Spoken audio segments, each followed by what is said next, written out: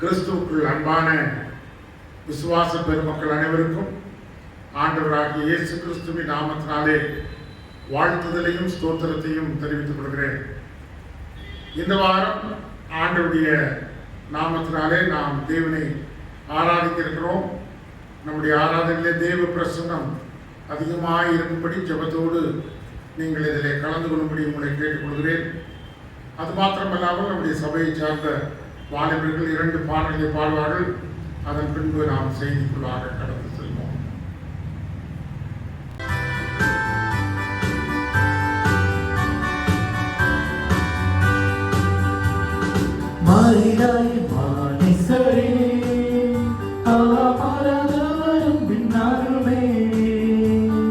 கல்வாரி சிலுவை மீதிலே காணுதே மாந்திலே மாறிடாய் மானிசரே ஆமரதவரன் பின்னாருமே கல்வாரி சிலுவை மீதிலே காணுதே மாந்திலே இயேசுவின் மகாந்திலே அதினாயம்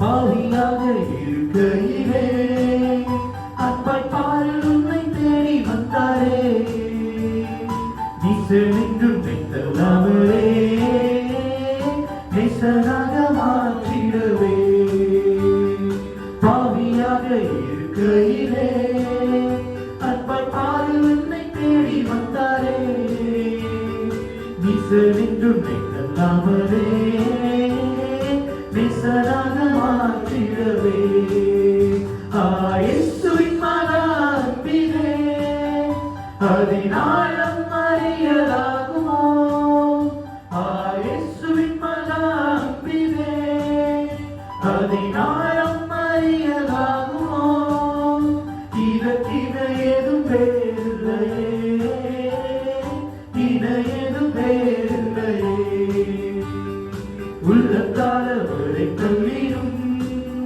தம் உள்ள போல நேசித்ததினால் அல்லல் யாவும் அகற்றிடவே ஆதிதேவன் பலியானாரே உள்ளத்தாலவரை கல்லிடும் தம் உள்ள போல நேசித்ததினால் அல்லல் யாவும் அகற்றிடவே ஆதிதேவன் பலியானாரே இயேசுவின் மகாந்திலே அதினாயம் அறியலாகுமோ இயேசுவின் மகாந்திலே அதினாயம் அறியலாகுமோ இதற்கின ஏதும் வேறில்லையே இன ஏதும் வேறில்லையே ஆவியானத்தை பகிர்ந்திட தூய தேவனின்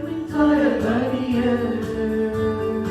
ஆவியானை அன்பை சொரிந்தார் அவரை சந்திக்க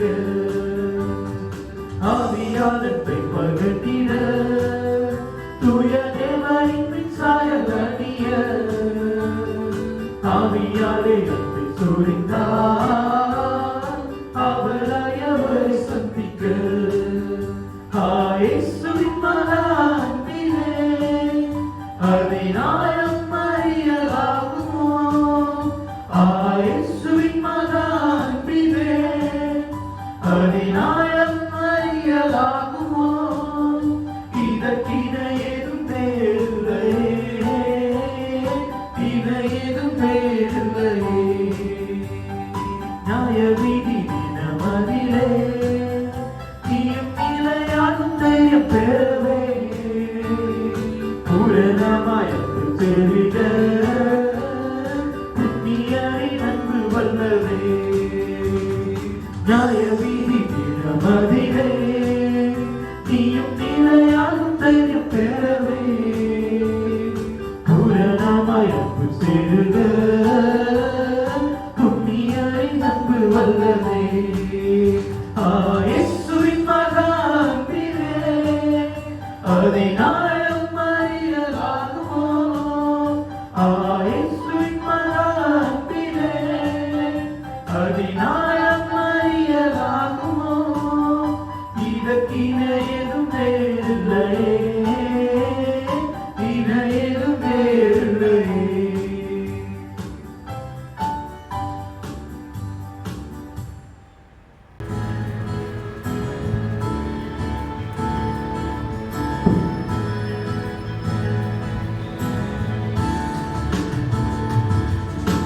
இயேசுவே நீ நல்லவர், இயேசுவே நீ நல்லவர். உழைக்கப்பட்ட நேரங்களில் துணையாக நின்றி எனக்கு நல்லவரா, எனக்கு நல்லவரா, ரொம்ப நல்லவராய் இருப்பவரே. எனக்கு நல்லவரா, எனக்கு நல்லவரா, ரொம்ப நல்லவராய் இருப்பவரே. எப்படி நான் நன்றி உமக்கு சொல்லுவேன், செய்த நன்மைகள் ஏராளமே. எப்படி நான் நன்றி உமக்கு சொல்லுவேன், செய்த நன்மைகள் ஏராளமே. ரட்சிப்பின் பாத்திரத்தை எடுத்துக்கொண்டு பாதத்தை ஓயாமல் முத்தம் செய்கிறேன். இயேசுவே ரட்சிப்பின் பாத்திரத்தை எடுத்துக்கொண்டு பாதத்தை ஓயாமல் முத்தம் செய்கிறேன். இயேசுவே நீ நல்லவர், இயேசுவே நீ நல்லவர். உழைக்கப்பட்ட நேரங்களில் துணையாக நின்று எனக்கு நல்லவரா, எனக்கு நல்லவரா, ரொம்ப நல்லவரா இருப்பவரே. எனக்கு நல்லவரா, எனக்கு நல்லவரா, ரொம்ப நல்லவரா இருப்பவரே. ரொம்ப நல்லவரா இருப்பவரே.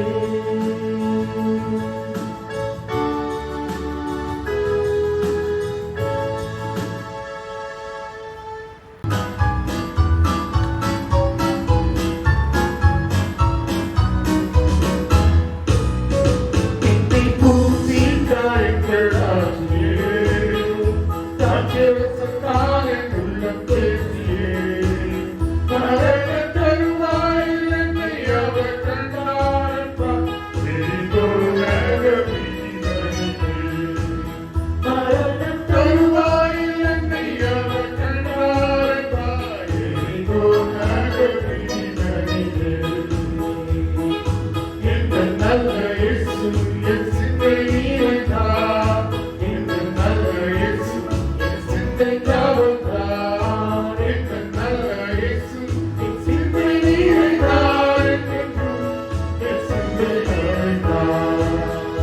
என்னை பூசி காயங்களாகியே, ராஜரசத்தால் என் உள்ளம் பேசியே, மரண தருவாயில் என்னை அவர் கண்டாரப்பா, எரிபொருளாக வீசினீரே. மரண தருவாயில் என்னை அவர் கண்டாரப்பா, எரிபொருளாக வீசினீரே.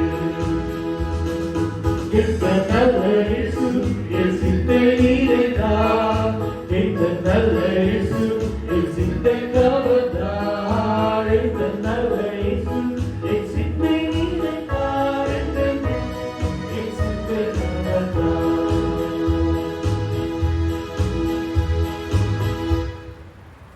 இதனால் இந்த செய்திக்கு ஆதாரமாக லூக்கா எழுதின சுவிசேஷம் 10ஆம் அதிகாரம் 25வது வசனத்திலிருந்து நாம் வாசிக்க கேட்போம்.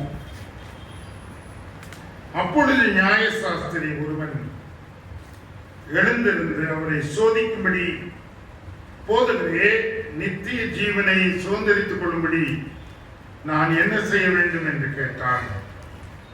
அதற்கு அவர், நியாயப்பிரமாணத்தில் என்ன எழுதியிருக்கிறது,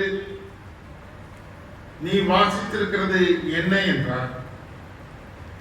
அவன் பிரதித்திரமாக, உன் தேவனாகிய கர்த்தரிடத்தில் முழு இருதயத்தோடும் முழு ஆத்மாவோடும் முழு பலத்தோடும் முழு சிந்தையோடும் அன்பு கூர்ந்து உன்னிடத்தில் அன்பு கூறுகிறது போல பிறனிடத்தில் அன்பு கூறுவாயாக என்று எழுதியிருக்கிறது என்றார்.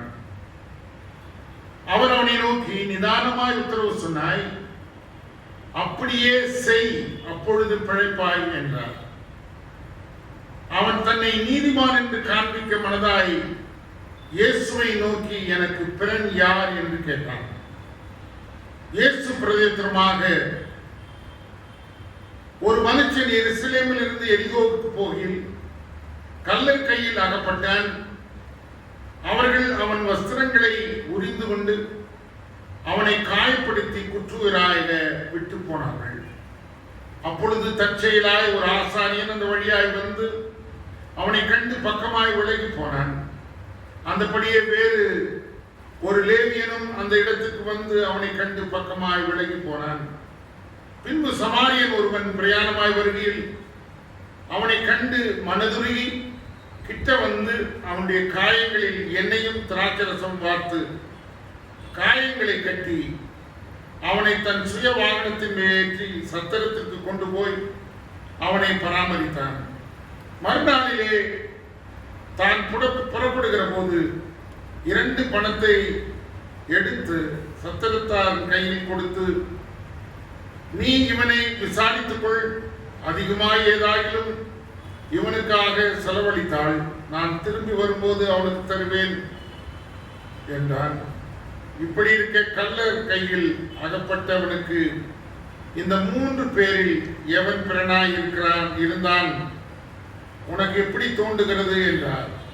அதற்கு அவன், அவனுக்கு இரக்கம் செய்தவனே என்றான். அப்பொழுது இயேசு அவனை நோக்கி, நீயும் போய் அந்தபடியே செய் என்றார். கிறிஸ்துவுக்குள் அன்பானவர்களே, இந்த நாளின் செய்திக்கு ஆதாரமாக வாசிக்கப்பட்ட லூக்கா எழுதின சுவிசேஷம் 10ஆம் அதிகாரம் 25ஆம் வசனத்திலிருந்து 37ஆம் வசனம் வரைக்கும் நாம் வாசிக்க கேட்டோம். இந்த சம்பவம் ஆண்டவராகிய இயேசு கிறிஸ்து பிரசங்கித்துக் கொண்டிருக்கும் போது, போதித்துக் கொண்டிருக்கிற போது நடந்தது என்பதை நாம் அறிந்திருக்கிறோம்.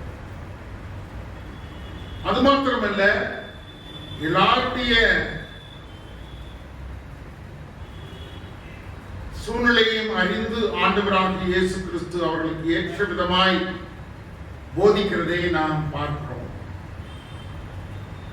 இந்த இடத்துல நாம் பார்க்கிற போது இந்த பகுதியை எல்லாரும் அறிந்திருக்கிறோம். நல்ல சமாரியன் என்ற பகுதி எல்லாரும் அறிந்திருக்கிறோம்.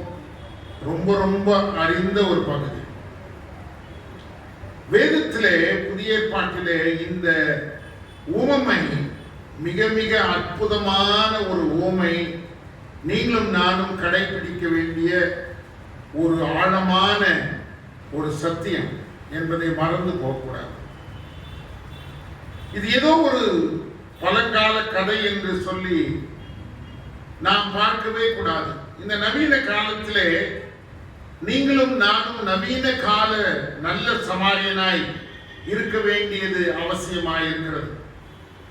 ஆகவே இந்த நல்ல சமாரியன் நவீன கால சமாரியனாக மாற வேண்டும் என்பது நம்முடைய விருப்பமாக இருக்கிறது. அப்படிப்பட்ட வாழ்க்கையை நாம் வாழ்ந்து கொள்ள கர்த்தர் நமக்கு கிருபை செய்வாராக.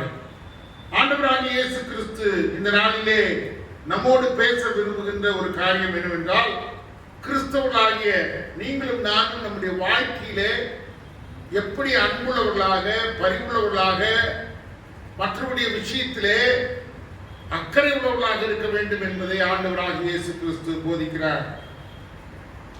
இங்கே நாம் பார்க்கிற போது 25ஆம் வசனத்திலிருந்து 29ஆம் வசனம் வரைக்கும் வாசிக்கிற போது ஒரு நியாய சாஸ்திரி, அப்படியானால் ஒரு லாயர், ஒரு அட்வொகேட், அவன் மோசேயின் நியாய பிரமாணத்தின்படி நடந்து கொள்ளுகின்ற ஒரு நியாயாசிரி.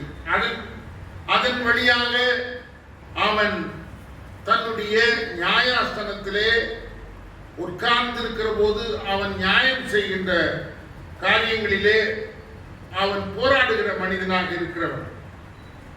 அப்படியானால் இவன் எதை குறித்து இயேசுவோடு கூட பேசுகிறான் என்று சொன்னால், மோசேயின் நியாய பிரமாணத்தை அறிந்த இந்த நியாய சாஸ்திரி இயேசுவை பார்த்து என்ன கேட்கிறான்? நித்திய ஜீவனை சுதந்திரித்துக் கொள்ள நான் என்ன செய்ய வேண்டும் என்று கேட்கிறான். மிக அழகான கேள்வி. ஆண்டவராக இயேசு கிறிஸ்து கிறிஸ்துவிடத்தில் இன்னொரு வாலிபன் இயேசு கிறிஸ்துவிடத்தில் வந்து கேட்கிறான், நான் நித்திய ஜீவனை அடைந்து கொள்ள என்ன செய்ய வேண்டும் என்று சொல்லி கேட்கிறார். அப்பொழுது ஆண்டவர் சொல்லுகிறார், நியாய பிரமாணத்தின்படி நீ நடந்து கொள் என்று சொல்லும் போது எல்லாவற்றையும் செய்கிறார். ஆனால் உனக்கு உள்ளதை எல்லாவற்றையும் விற்று தரித்திரத்துக்கு கொடு என்று சொன்ன போது அவன் மனம் உடைந்தவனாய் மனம் திரும்பாதவனாய் கடந்து போனான் என்று வேதத்திலே நாம் வாசிக்கிறோம். பிரியமானவர்களே, அப்படியானால் ஆண்டவராக இயேசு கிறிஸ்து அந்த நியாய சாஸ்திரியை பார்த்து கேட்கிறார், வேதத்திலே நியாய பிரமாணத்திலே என்ன எழுதியிருக்கிறது என்று சொல்லி கேட்கிறார். அவன் சொல்லுகிறான், மிக அழகாக சொல்லுகிறான். அந்த வசனத்தை நாம் வாசிக்கிற போது மிக அற்புதமாக நாம் தெரிந்து கொள்ள வேண்டிய ஒரு காரியம் என்னவென்றால், உன் தேவனாகிய கர்த்தரை உன் முழு இருதயத்தோடும் முழு ஆத்மாவோடும் முழு பலத்தோடும் முழு மனதோடும் என்று சொல்லி வாசிக்கிறதை நாம் பார்க்கிறோம். அப்படியானால் நீ உன்னை நேசிப்பதை போல பிறனையும் நேசிக்க வேண்டும் என்று எழுதியிருக்கிறதை அழகாக சொல்லுகிறார். ஆண்டவராகிய இயேசு கிறிஸ்து அவனிடத்திலே கேட்கிற போது, பேசுகிற போது, உன் பிறனை நீ நேசிப்பது எப்படி என்று சொல்லுகிற விஷயத்திலே அவனுக்கு ஒரு நல்ல பாடத்தை கற்றுக் கொடுக்கிறார். Who is qualified as a neighbor? யார் உனக்கு பிறன் என்று சொல்லுகிற ஒரு ஆர்கியூமெண்ட் அங்கே இருக்குது. ஆண்டவராகிய இயேசு கிறிஸ்து அவனுடைய இருதயத்தை புரிந்து கொண்டவராய் ஆண்டவர் அவனிடத்திலே கேட்கிறார். அவனிடத்திலே சொல்லுகிற போது இந்த ஊமையை கர்த்தர் அவனுக்கு விளக்கி சொல்லுகிறார். எனக்கு பிறன் யார் என்ற கேள்விக்கு விளக்கி சொல்லுகிறார். ஒரு வழிப்போக்கன் எருசலேமில் இருந்து எரிகோவுக்கு பிரயாணமாக போகிறான். அவன் போகிற வழி எப்படிப்பட்ட வழி என்று சொன்னால், ஒரு காட்டு பகுதி, காட்டு வழி, மக்களுடைய பாதுகாப்பு இல்லாத ஒரு இடம். அந்த இடத்திலே அவன் போய்கொண்டிருக்கும் போது திருடர்கள் அவனை வந்து தாக்கி அவனை அடித்து அவனுடைய உடைமைகள் எல்லாம் பிடுங்கிக் கொண்டு அவனுடைய சரீரத்தின் வஸ்திரங்களையும் அவனை பிடுங்கிக் கொண்டு அவனை குற்றுயிராய் விட்டு போகிறார்கள். வசனம் 30வது வசனத்திலே நாம் வாசிக்கிறோம். எருசலேம் எரிகோ என்கின்ற இந்த தூரத்தின் வித்தியாசம் என்னவென்றால், 17 மைல் தூரம் அது ஒன்றுக்கு ஒன்று தூரமாக இருந்திருக்கிறது. அந்த நாட்களிலே it was a dangerous territory. அது மிகவும் கஷ்டமான ஒரு பாதை, பயம் நிறைந்த ஒரு பாதை. அது மாத்திரமல்ல, 3000 அடி கீழே கடல் மட்டத்திலே இருந்து இருக்கிறது என்பதை நாம் பார்க்கிற போது அது எவ்வளவு ஆபத்தான ஒரு பகுதியாக இருக்க வேண்டும். அப்படியானால் அங்கே நிறைய குகைகள் இருந்திருக்க வேண்டும், கற்பாறைகள் நிறைந்த இடமாக இருக்க வேண்டும், திருடர்கள் ஒளிந்து கொள்ளுகிற இடமாக இருந்திருக்க வேண்டும். இந்த இடத்திலே தான் அந்த மனிதன் நடந்து போகிறான். அவன் யார்? ஒரு யூதன். அந்த வழிப்போக்கன் ஒரு யூதன். அவனுக்கு இந்த சம்பவம் நடந்தவுடனே அந்த வழியாய் வருகிறான் ஒருவன். அவன் யார்? வேதத்திலே நாம் பார்க்கிறோம், அவன் ஒரு பிரதான ஆசாரியன். ஆசாரியன். ஆசாரியனுடைய வேலை என்ன? அங்கிருக்கிற தேவாலயத்திலே கர்த்தருடைய பணிகளை செய்வதும், பலிகளை செலுத்துகிற விஷயத்திலே அவன் தேவனுக்கு காணிக்கை செலுத்துகிற விஷயத்திலே செயல்படுகிறவனாக இருந்தான். அவன் வந்து அவனை பார்த்து குற்றுயிராய் இருக்கிறவனை பார்த்து கடந்து போகிறார். அந்த குற்றுயிராய் இருக்கிறவனுக்கு எந்த உதவியும் செய்ய அவனுக்கு மனதில்லை. இன்னொருவன் வருகிறார், அவன் லேவியன். அவனுடைய பணியும் தேவாலயத்துக்கு சம்பந்தமான பணி. அவன் கர்த்தருடைய டேபர்னாக்கல்ல அவன் பணி செய்ய வேண்டிய ஒரு மனிதன். இவர்கள் இருவரும் தேவாலயத்தின் பணியாளர்கள். இப்படிப்பட்ட ஒரு பணியாளர்கள் அவர்கள் இவனை பார்த்து அவனுடைய நிலைமையை பார்த்து ஒன்றும் செய்யாமல் கடந்து போய்விடுகிறார். ஒருவேளை இப்படி யோசித்திருப்பார்களோ, அந்த நாட்களிலே குற்றுயிராய் இருக்கிற இவன் ஒருவேளை மரித்து போய் அவனை தொடுவோமானால் நாம் அசுத்தமுள்ளவர்களாய் மாறி போய்விடுவோம், கர்த்தருடைய சமூகத்திலே பிரவேசிக்க முடியாது என்று யோசித்தார்களோ என்னமோ தெரியவில்லை. ஆனால் அவன் குற்றுயிராய் கிடக்கின்ற போது அவனை குறித்து அக்கறை இல்லாமல் கடந்து போன 2 குருமார்கள் என்று சொல்லலாம். அதே வழியாக ஒரு சமாரியன் வருகின்றான். அவன் யார்? சமாரியனுக்கும் யூதர்களுக்கு எந்த சம்பந்தம் கிடையாது. nothing to do with Jews. சமாரியன் எப்பொழுதும் ஒரு யூதனோடு தொடர்பு கொண்டு செய்ய வேண்டிய வேலையே கிடையாது.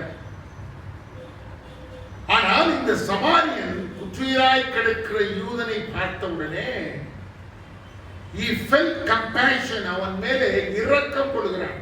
வேதவசனம் சொல்லுகிறது, வசனம் 33வது வசனம், அவனை கண்டு ஒருவேளை மனதுருகி இருப்பான். அவனை கண்டு ஒருவேளை பரிதாபப்பட்டிருப்பான். அப்படியானால் என்ன செய்கிறான்? அவனை பார்த்த உடனே அவனுடைய காயங்களை கட்டுகின்றான். அதன் மேலே எண்ணெயும், வேதவசனத்திலே நாம் பார்க்கிறோம், காயத்திலே எண்ணெயும் திராட்சரசத்தையும் ஊற்றி அவனை அணைத்துக் கொண்டு அவனுடைய காரியங்களிலே அக்கறை உள்ளவனாக அவன் ஒரு தங்குமிடத்துக்கு அழைத்து போகிற சூழ்நிலையை நாம் பார்க்கிறோம். அவனுடைய இரக்கமுள்ள ஒரு குணத்தை நாம் பார்க்கிறோம். அடுத்த நாள் அவன் அங்கே போய் சத்திரத்திலே அவனை விட்டுவிட்டு போகின்ற போது அந்த சத்திரக்காரனிடத்திலே சொல்லுகின்றான், இவனை நீங்கள் விசாரித்துக் கொள்ளுங்கள், இவனை பார்த்துக் கொள்ளுங்கள். 2 பணத்தை கொடுத்து விட்டு சொல்லுகிறான், நான் திரும்ப வரும்போது அவனுக்கு எவ்வளவு செலவாய் இருக்கிறதோ அதை நான் திரும்ப கொடுத்து விடுகிறேன் என்று சொல்ல. இந்த சம்பவத்தை சொல்லுகிற ஆண்டவர் இதனுடைய இறுதி முடிவை நாம் பார்க்கிற போது, ஆண்டவராகிய இயேசு கிறிஸ்து அந்த நியாய சாஸ்திரியை பார்த்து என்ன கேட்கிறார்? இதிலே யார், ஒருவேளை பிறன் யார் என்று சொல்லி கேட்கிறார். இதிலே யார் பிறன்? இதிலே அவன் ஒத்துக்கொண்ட ஒரு காரியம் என்னவென்று சொன்னால், இந்த 3 காரியங்களிலே பிறனாயிருக்கிற ஒரு மனிதனுக்கு உதவி செய்தவன் யார் என்று சொன்னால் சமாரியன், இரக்கம் பாராட்டினார். ஆண்டவர் சொல்றாரு, பிறனை நீ பார்த்துக் கொள்ள வேண்டும் என்ற விஷயத்தில் எனக்கு யார் பிறன் என்று உன்னை நேசிப்பதை போல பிறனையும் நீ நேசிக்க வேண்டும் என்ற அந்த வார்த்தையின்படி எனக்கு பிறன் யார் என்று சொல்லி கேட்கிற போது, ஆண்டவர் பிறன் யார் என்று சொல்லி கேட்கிற விஷயத்திலே அந்த பிறனுக்கு நல்ல சமாரியன் செய்த ஒரு மாபெரும் உதவியை கண்டு அவன் சொல்லுகிறான், இவனே அவனுக்கு நன்மை செய்தான் என்று சொல்லுகிற போது ஆண்டவர் சொல்லுகிறார், நீயும் போய் அவனுமாக செய் என்று சொல்லுகிறார். அவனுக்கு அன்பு பாராட்டு, உன்னை போல அவனையும் நேசி என்று சொல்லுகிற சத்தியத்தை சொல்லுகிறார். இந்த காலை வேளையிலே ஒரு சில காரியங்களை உங்களோடு நான் சொல்லிக்கொள்ள விரும்புகின்றேன். நல்ல சமாரியனுடைய குணாதிசயங்கள் என்னவா இருந்தது? நல்ல குணாதிசயங்கள் என்ன? ஒன்று, he opened his eyes, அவன் தன் கண்களை திற பார்த்தான், என்ன சூழ்நிலை என்று சொல்லி பார்த்தான். அவனுடைய கண்களிலே பட்ட அவனுடைய கொடுமையான காரியங்களை கண்டு அவனுடைய அந்த குற்றீராய் கிடக்கிற மனிதனுடைய காயங்களை பார்த்து அந்த இடத்திலே அவன் உதவி செய்கிறான், பரிதாபப்படுகிறான். நிறைய சமயங்கள்ல நம்ம மற்றவருடைய பிரச்சனைகளை பார்ப்பதற்கே விருப்பம் இல்லை. ஒருவேளை அதை பார்க்கும் போதோ அதை பற்றி கேட்கும் போதோ அதை அவருடைய விஷயமாய் நாம் பார்க்கிற போது அது நம்மேல் விழுந்து விடுமோ என்று சொல்லி பயந்து ஓடுகிறோம். ஆண்டவராகிய இயேசு கிறிஸ்து ஒடுக்கப்படுவர்களுக்கு நியாயம் செய்யவும், கட்டுண்டவர்களை விடுதலையாக்கவும், வியாதியஸ்தர்களை குணமாக்கவும், குருடர்களுக்கு பார்வையடைக்கவும், தேவை உள்ளவர்களுக்கு அவர் உதவி செய்கிறவருமாய் இருந்தார். அருமையான தேவனுடைய பிள்ளைகளே, நம்முடைய கண்களை நாம் தேவையுள்ளவருடைய பக்கத்திலே திருப்ப வேண்டும். தேவையுள்ளவருடைய பக்கத்திலே திருப்ப வேண்டும். அவருடைய சூழ்நிலைகளை கண்டறிந்து கொள்ள வேண்டும். அது மாத்திரமல்ல, இந்த நல்ல சமாரியன் என்ன செய்கிறான்? He opened his heart. அவனுடைய இருதயத்தை திறந்து கொடுக்கிறான். அவனுடைய இருதயம் எப்படிப்பட்டதாக இருந்தது? ஒருவேளை அந்த ஆசாரியனை போல லேவியனை போல இல்லாமல் இந்த சமாரியன் அவனை பார்த்து பரிதாபம் கொண்டு அவனை பார்த்தவுடனே அவன் உதவியற்றவனாய் இருக்கிறான் என்பதை புரிந்து கொண்டான். அவன் மரித்து போகிற நிலைமையிலே இருக்கிறான் என்பதை புரிந்து கொண்டான். அவனுடைய பக்கமாய் அவன் போய் முழங்கால் படியிட்டு அந்த கடினமான பாதையிலே, ஆபத்தான பாதையிலே அவனுக்கு உதவி செய்கிறதை நாம் பார்க்கிறோம். பிரியமானவர்களே, அவனுடைய இருதயம் ஒருவேளை தேவையுள்ளவருடைய பட்சத்திலே அக்கறை உள்ளதாய் மாறினது. நீங்கள் நானும் எத்தனை சமயங்களிலே தேவையுள்ளவர்களை பார்த்து நம்முடைய இருதயத்தை அவர்களுக்கு நாம் கொடுக்கிறவர்களாக இருக்கிறோம். யோசனை பண்ணி பார்க்க. இன்றைக்கு உலகத்திலே பார்க்கிற போது நீங்களும் நானும் ஆண்டவராக இயேசு கிறிஸ்துவை அறிந்து கொள்வதற்கு ஆதாரமாக இருந்த எத்தனை மிஷனரி ஸ்தாபனங்கள், எத்தனை மிஷனரிமார்கள் நம்மிடத்திலே வந்து நம்முடைய தேவைகளை சந்தித்து உணவளித்து நம்மை சுத்தம் செய்து நம்மிடத்தில் நல்ல குணாதிசயங்களை போதிக்கவும், இயேசு கிறிஸ்துவனுடைய இப்படிப்பட்ட நல்ல சமாரியனுடைய போதனைகளை சொல்லி நம்மை நல்வழிப்படுத்துகின்ற விஷயத்திலே எப்படி இருந்தார்? ஒருவேளை அவர்கள் நல்ல சமாரியர்களாய் நம் மத்தியிலே வந்து வாழ்ந்து சென்றார்கள் என்றுதான் நாம் சொல்ல வேண்டும். அதனால்தான் எங்கு பார்த்தாலும் திருச்சபைகள், எங்கு பார்த்தாலும் கர்த்தரை நேசிக்கிற விசுவாசிகள் இன்றைக்கு ஆண்டவர் எழுப்பியிருக்கிறார். அடுத்தது, he opened his hands. தன்னுடைய கரத்தினாலே அவனுக்கு வேலை செய்கிறார். யோசனை பண்ணி பாருங்க. அன்றைக்கு ஒரு நாள் நான் பிரயாணமாய் போய் கொண்டிருக்கிறேன். ஒரு ஆக்சிடென்ட் ஆயிடுச்சு. நானும் இன்னொரு சகோதரனும் இந்த ஆக்சிடென்ட் ஆன இடத்துல போகும்போது ஒரு மனிதனுடைய தலையிலே அடிபட்டு ரத்தம் பீரிட்டு வருகிறது. அப்போ நாங்கள் என்ன பண்ணோம், அங்கே 2 பேரும் போய் அந்த மனிதனுடைய அவனை உட்கார வைத்து அவனுடைய தலையிலே வடிகிற அந்த ரத்தத்தை அழித்து பிடித்து அதற்கு ஒரு பேண்டேஜ் போடும்போது சொல்லுகிறார்கள், ஐயா அப்படி செய்யாதீர்கள். காரணம், ஒருவேளை அவனுக்கு என்ன வியாதி இருக்கிறது என்று தெரியாது. அந்த வியாதி உங்களை தொத்துக் கொள்ளுமே, அந்த தொற்று உங்களை பிடித்துக் கொள்ளுமே, ஏன் அதை செய்கிறீர்கள்? நாளைக்கு வேற ஏதாவது பிரச்சனை வந்துச்சுன்னா உங்களை நீதிமன்றத்துக்கு கூப்பிடுவார்கள், போலீஸ் ஸ்டேஷனுக்கு அழைப்பார்கள். நீங்கள் என்ன செய்வீர்கள்? அப்படிப்பட்ட காரியங்களை செய்யாதீர்கள். அதை செய்வதற்கு ஆட்கள் இருக்கிறார்கள். ஆம்புலன்ஸுக்கு போன் பண்ணுங்கள். ஒருவேளை ஆம்புலன்ஸ் வர்றதுக்குள்ள அவனுடைய ரத்தம் எல்லாம் போய் அவன் மரித்து போகிற ஒரு சூழ்நிலை. இன்றைக்கு மனிதர்கள் எப்படி இருக்காங்க? அப்போ தன்னுடைய கரங்களை அவனுக்காக திறக்கிறான். அவனுடைய காயங்களிலே இருந்து வடிகிற ரத்தத்தை அவன் கண்டு தன்னுடைய கையிலே இருக்கிற துணியினாலே அதை சுற்றி அதை கட்டி அவனை ஆபத்திலிருந்து பாதுகாக்கிறதை நான் பார்க்கிறோம். He opened his hands. அடுத்தது, he opened his purse. அவனுடைய பணப்பையை யாருக்காக திறக்கிறான்? தன் குடும்பத்திற்காக, தனக்காக இல்லை. ஏதோ வழியிலே வந்த ஒரு மனிதன் வழிபோக்கன் அடிபட்டு குற்றுயிராய் இருக்கிறதை கண்டு அவன் தேவைகளை அறிந்து கொண்டு தன்னிடத்திலே இருக்கிற பணப்பையை அவன் திறக்கிறான். ஒருவேளை அவன் பிரயாணமாய் போகிற போது, சமாரியன் பிரயாணம், அவனுக்கு அநேக பணம் தேவைப்பட்டிருக்கும். ஏதோ ஒரு நோக்கத்தோடு அவன் போயிருக்கலாம். ஒருவேளை ஒரு வியாபாரத்துக்கு போயிருக்கலாம், அல்லது ஏதோ ஒரு காரியமாக போயிருக்கலாம். அவனிடத்திலே இருக்கிற பணம் அவனுடைய தேவைக்கு போதுமானதாக இருந்திருக்கும். ஆனால் அதெல்லாம் பொருட்படுத்தாதபடி அவன் இந்த குற்றுயிராய் கிடைக்கிற மனிதனுக்கு தன்னுடைய பணப்பையை திறக்கிறான். என்ன செய்கிறான்? அந்த இடத்திலே சத்திரத்திலே கொண்டு போய் அவனை வைத்து அங்கே பராமரிக்கிற இடத்திலே பணத்தையும் கொடுத்து திரும்ப வந்து அவனுடைய தேவைகள் என்னவோ அதை திரும்ப செலுத்துகிறேன் என்று வாக்கு கொடுக்கின்ற உன்னதமான ஒரு காரியம்.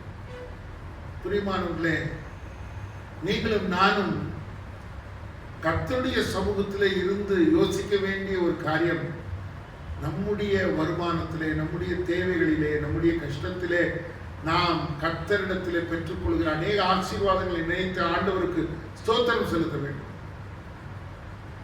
நம்முடைய கரங்களையும் நம்முடைய கண்களையும் நம்முடைய மனதையும் ஒருவேளை தேவையுள்ள மக்களுடைய விஷயத்திலே நம்முடைய பணப்பையும் நாம் திறந்து கொடுக்க வேண்டிய சூழ்நிலைக்கு நாம் தள்ளப்பட வேண்டியவர்களாக இருக்க வேண்டும்.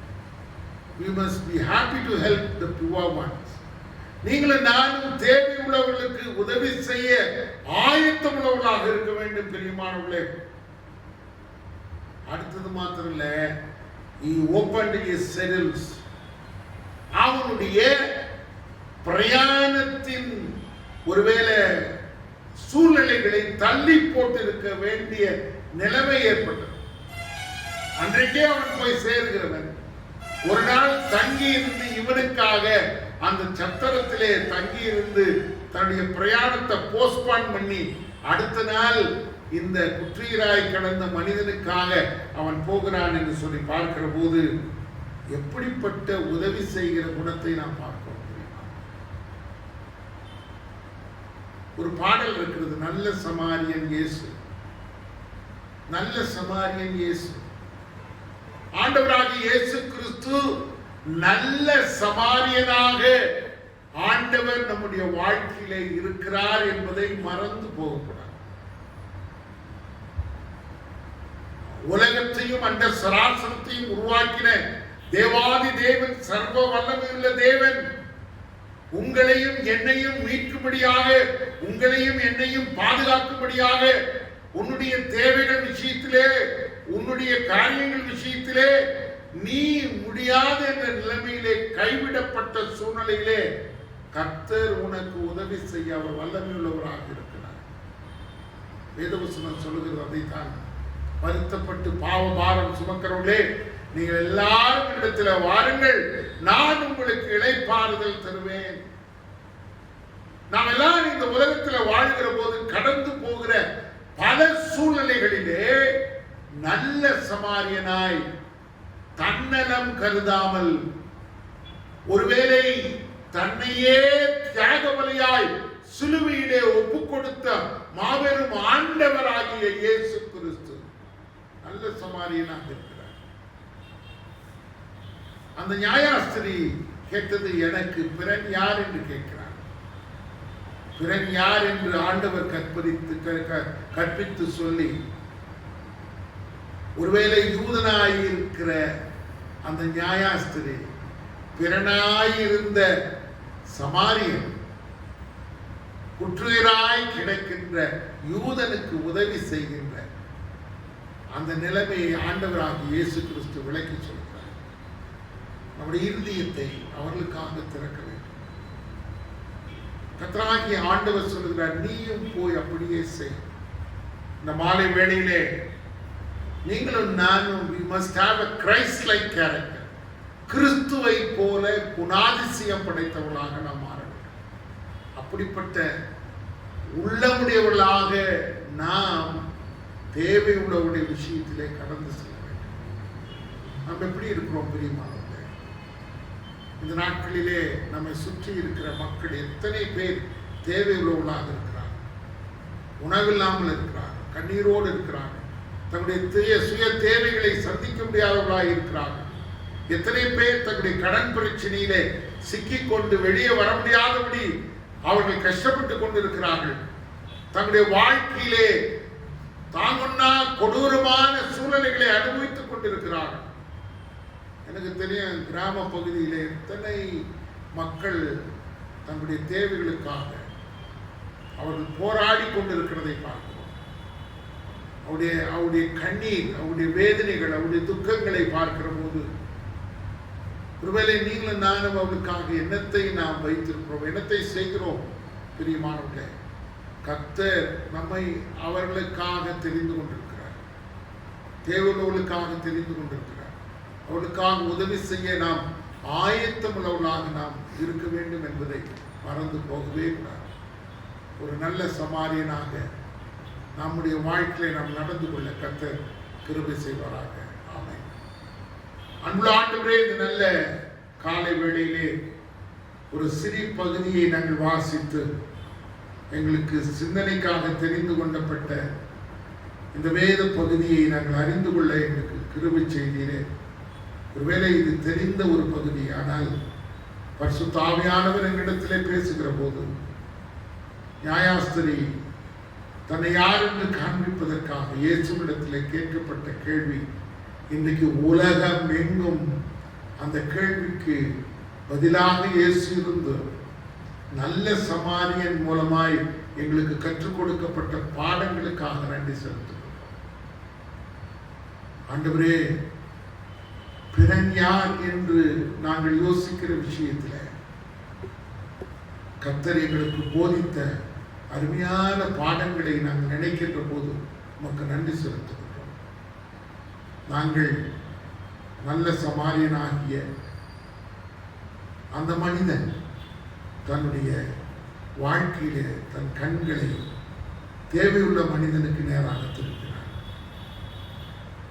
தன்னுடைய கரங்களை அதற்கு உதவி செய்ய பயன்படுத்தினார். அவனுக்கு உதவி செய்ய தன் இருதயத்தை அவன் பேரிலே பாரம் கொண்டவனாக மாற்றினார். அது மாத்திரமல்ல, தன்னுடைய மணி பர்ஸ, தன்னுடைய பணப்பையை எடுத்து செலவு செய்ய ஆரம்பித்தார்.